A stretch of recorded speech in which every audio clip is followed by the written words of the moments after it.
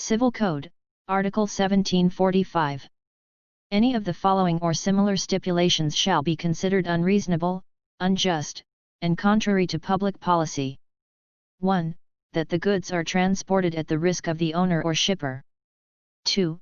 That the common carrier will not be liable for any loss, destruction, or deterioration of the goods. 3. That the common carrier need not observe any diligence in the custody of the goods. 4. That the common carrier shall exercise a degree of diligence less than that of a good father of a family, or of a man of ordinary prudence in the vigilance over the movables transported.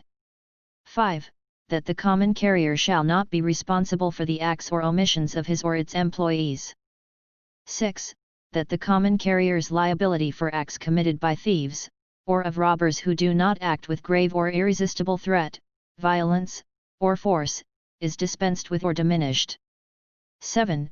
That the common carrier is not responsible for the loss, destruction, or deterioration of goods on account of the defective condition of the car, vehicle, ship, airplane, or other equipment used in the contract of carriage.